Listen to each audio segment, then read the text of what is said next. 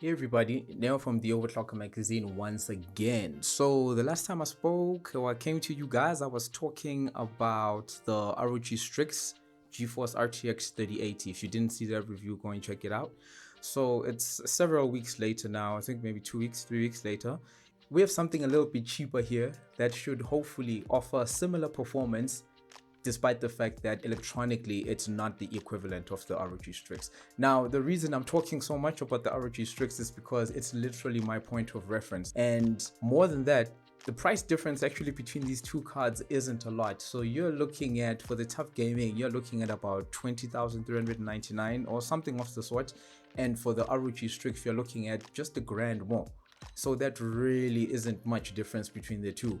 But again, if you are strapped for cash, I don't know how you could strapped for cash and still looking for a 3080. But anyway, if you are strapped for cash, this might be a better alternative for you because, hey, you know, it is 2020 and perhaps you might want to spend that money on a CPU or whatever. So anyway, let's get on with the TUF Gaming GeForce RTX 3080. So what I have here is actually the OC model. Okay, so it has like a little bit, a small OC. It's not a significant enough one. And the difference, I don't know if you can actually see this, but the difference between this card and the non-OC model is virtually non-existent. It's basically the same as with the Strix OC model and the regular Strix edition. Unlike the ROG Strix, it's not necessarily made ready for you for extreme overclocking. And by that I mean it does not necessarily have all the voltage measuring points in a very convenient place. It still does have them actually, but you have to pull off the back cover, which you would, I guess, if you were doing any sort of XOC anyway. But they're not conveniently located in two rows essentially as you find on the ROG Strix model. But there are voltage measuring points on the back of the PCB, so that's pretty neat. And also you still have the ability to use something like the EV2 from Elmo Labs if you really want to go extreme overclocking on this particular card. Personally, I would rather go with the ROG Strix in that case because it just has a beefier PWM than this card. But that's not to say that this one can perform as well, or this one cannot deliver the sort of power that you might need for extreme overclocking under LN2 or even dry ice. So we're looking at a 16 power stage GPU essentially. So there's 4 phases for the VMEM, which is exactly the same as what you get on the Strix. But instead of the 22 phases here, I think you only get 16 phases for the GPU directly. So obviously this is more than enough power still. It's still able to provide copious amounts of power. So I don't think power should be an issue, and you shouldn't necessarily be making a purchasing decision based on how much power this one can deliver under extreme overclocking conditions versus what the Strix card can deliver. What you are not going to be getting here are the fan headers, which is a staple of the ROG cards. Okay, so I don't know if it's a point of differentiation or it's just cutting down costs again, but either way you're not going to have that here. You're not going to miss it much because this card still runs cool. I don't think temps are going to be a problem. Actually, when I was using the card in testing, I didn't record any temperature about 67 degrees. In fact, you'll see that it actually tops out at about 65 degrees, and this is with the performance BIOS, mind you. So regarding noise, I will say that it's a little bit louder than the Strix card, but I didn't necessarily bother with the quiet BIOS. I did notice that it is a little bit quieter, but temperatures go up about 2 degrees or so, and again, it's not loud enough for me to say, okay, I'm just going to use the quiet BIOS. I just want the performance. Okay, the performance is actually what I care about here, and even at full tilt with automatic fan control, it really isn't something that bothers me. In fact, the H115i Platinum makes more noise than the GPU. Okay, so it's not really anything that you should concern yourself with. Now, regarding power, this card uses 2 8-pin power connectors instead of the 3 that you got in the ROG Strix. That too means obviously some people with lesser PSUs can be able to use this card. You know that for ROG Strix, ASUS is recommending, or ROG rather, is recommending 850 watts of power, but for this one it's only 750. Okay, so you do get to cut down on your PSU requirements should you go this direction.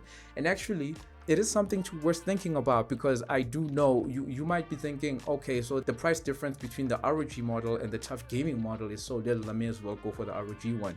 But keep in mind that if you do go for the ROG one, you might need a beefier PSU. And if you have to go out and buy another power supply, then perhaps the price difference is more than just what the price of the cards lets on.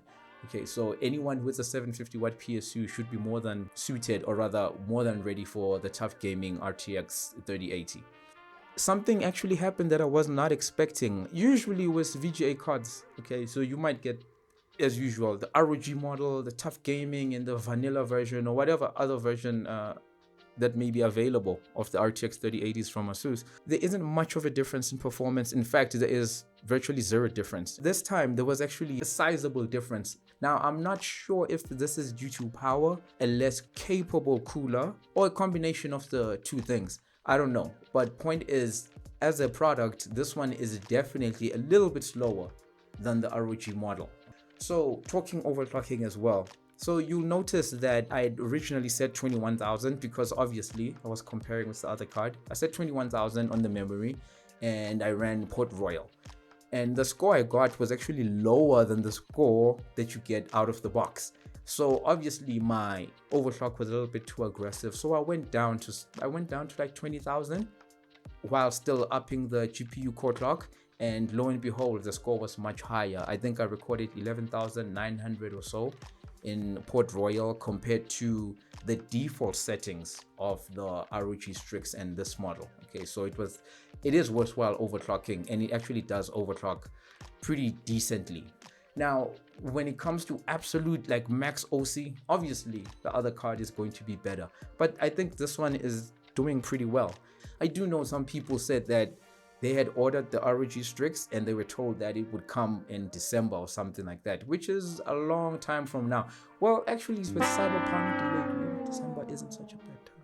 When we talk about general RTX performance, I think this TUF model represents what the RTX 3080 actually is on average, more than the ROG model, because the ROG model really goes out of its way. It like provides perhaps the best iteration of the RTX 3080 money can buy outside of the water-cooled ones, and maybe that's not a true reflection of what you would get if you bought any other model. So I think this one is a truer reflection of what the regular, or maybe perhaps Founders Edition RTX 3080 would be. So what do I think of this card? Definitely not a bad card. If you compare it with what else is on the market right now, there are even cheaper models than this, they don't necessarily score higher. Again, I compared with, because I don't have those other models with me to compare directly, I compared it with those other models, just looking at the scores from those other reviews compared to what I was getting with the TUF Gaming. And the TUF Gaming is giving scores that are in line and sometimes even faster than what those other cards are offering. So overall, as a budget alternative or a more affordable alternative to what ASUS is offering us, I think this is more than fair. This is definitely more than fair. It could do with a slight price adjustment, according to me, but some may not agree. Just making it a little bit cheaper, and I think that it would be appropriately priced for what it is. As right now, it's actually its biggest competitor isn't what other vendors are offering. It's actually what ROG themselves are offering. Now, I want to go back to the extreme overclocking. I know this card is not meant for that. There are some people who are thinking, hey, perhaps if I can buy this cheaper card but use the firmware from the ROG Strix model. Yeah, I'm here to tell you that don't. Okay, yeah, you might be able to install the card and get it to work and so forth, but I guarantee you your scores are going to be lower, your performance is going to be lower. So I did something like that because it has two BIOSes, of course.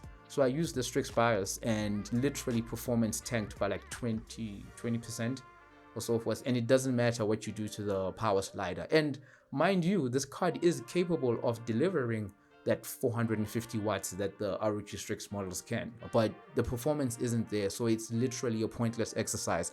I would think that if you want to get into some sort of XOC with this card or just have fun with it, just cool it.